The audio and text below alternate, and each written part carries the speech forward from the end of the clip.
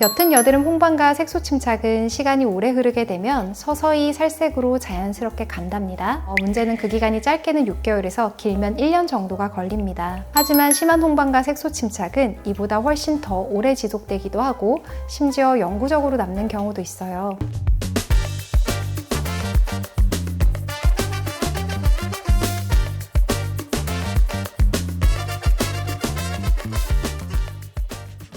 안녕하세요. 피부에 대한 정확한 정보를 전달해드리는 피부과 전문의 최민정 원장입니다. 여드름은 잘 관리해서 사라졌는데 시간이 지나도 자국이 남아있어서 고민인 분들 많으시죠? 오늘은 여드름이 남긴 자국이 왜 생기고 어떻게 치료해야 하는지 방법을 알려드리려고 합니다.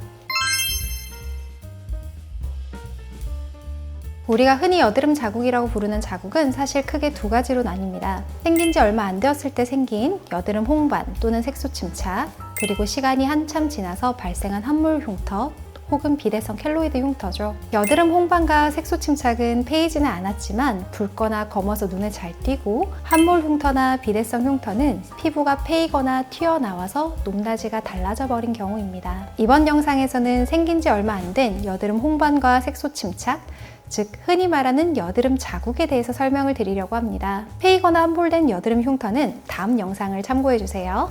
여드름 후 생긴 검붉은 자국은 포스트 인플라마토리 에리세마, 즉 염증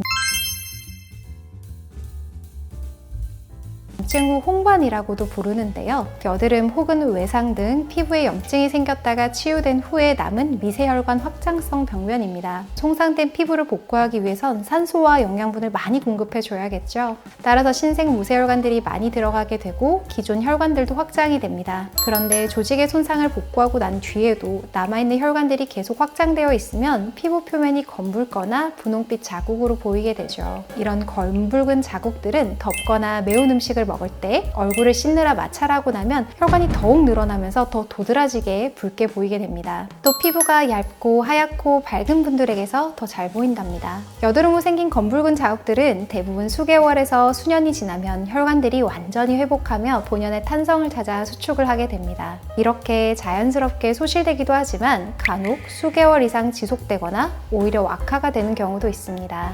포스트 인플라마토리 하이퍼피그멘테이션, 즉 염증 후 색소 침착은 피부의 염증과 손상으로 인해 색소세포인 멜라닌 세포가 자극을 받아 활성화되면서 해당 부위에 과도한 멜라닌 색소가 생성되어 쌓이는 현상입니다. 여드름, 반복된 마찰, 외상 등 다양한 피부 손상과 자극 이후 발생할 수 있습니다. 연한 갈색부터 칙칙한 검은빛까지 색소 침착을 보이게 되는데요. 염증이 심했거나 반복적으로 자극이 가해질수록 진해지고 강한 햇볕에 노출되는 계절에 더 심하게 남는답니다. 염증 후 색소 침착은 모든 피부 타입에서 발생할 수 있지만 중간에서 어두운 피부톤인 피치패트릭 3에서 5형인 분들에게서 더 흔하게 발생해요.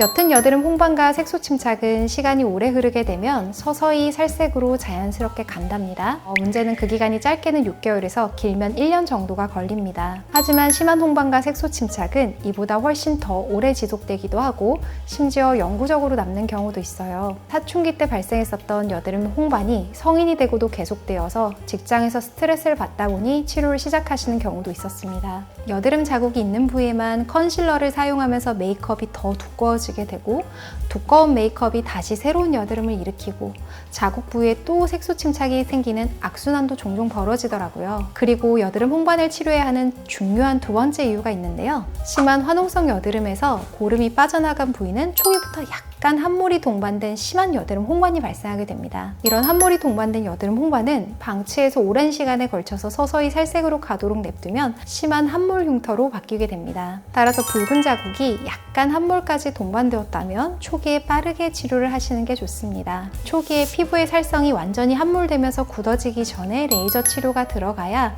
평생 남게 되는 함몰 흉터를 최소화할 수 있습니다. 그럼 약국에서 살 수 있는 흉터 연고는 뭐가 있을까요? 라는 질문을 많이 받습니다. 봤는데요. 에크논 크림을 많이 사용하시던데 에크논 크림은 이부브로펜 성분으로 진통소염제 성분이랍니다. 따라서 염증이 심한 화농성 여드름 단계에서 사용해 주시고 이제 고름과 염증이 삭아서 여드름 부위를 손가락으로 꾹 눌러보아도 아프지 않다면 에크논은 중단해 주시고 차라리 노스카나로 변경해서 발라주시는 게 낫습니다. 다만 노스카나를 한 달 정도 발랐는데도 호전이 없거나 검붉은 부위가 함몰되는 것 같다면 빠르게 피부과로 오시기 바랍니다. 또한 색소 침착을 막기 위해서 검붉은 자국 위에 자외선 차단제도 잘 발라주세요. 그렇다면 병원으로 오면 어떤 치료를 통해 이 자국들을 없앨 수 있을까요? 검붉은 자국의 종류와 생긴 시점에 따라 사용하는 치료법이 조금씩 달라집니다. 생긴 지 얼마 안 돼서 생긴 붉은 자국은 확장된 혈관과 불필요한 신생혈관에 잘 흡수되는 532나노미터 파장의 레이저를 사용합니다. 피부 각질 세포에는 영향을 덜 주면서 혈관에만 효과적으로 작용하여 붉은 자국을 빠르게 완화시켜줍니다.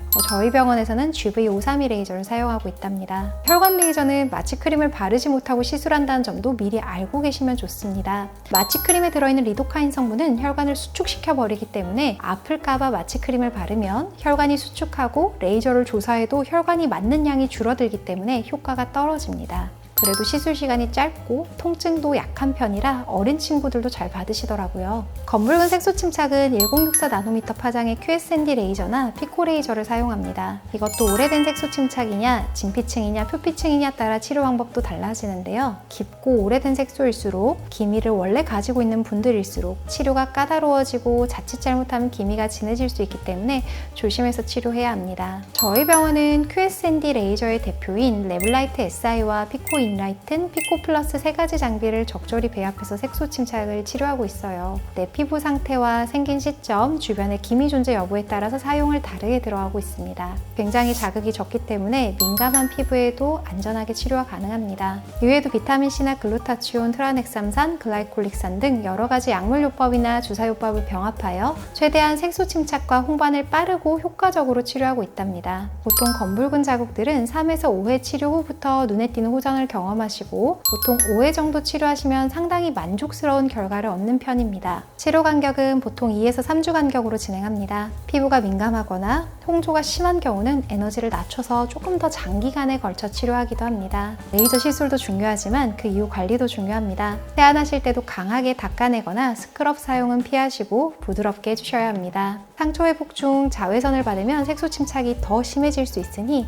자외선 차단은 반드시 SPF 50 이상 PA2 포지티브 이상의 제품으로 3-4시간 간격으로 도포해 주시는 것이 좋습니다. 여드름 자국은 방치하면 상당히 오래 가고 심하면 영구적인 함몰 흉터를 남길 수 있기 때문에 초기에 치료를 시작하는 것이 회복도 빠르고 결과도 좋답니다. 보기 싫은 여드름 자국 때문에 너무 고민하지 마시고 피부 상태에 맞는 치료 계획을 상담받아 맑고 자신감 있는 피부로 되돌아가시기 바랍니다. 다음 영상에서는 함몰된 여드름 흉터 치료법에 대해서 안내 드릴게요. 감사합니다.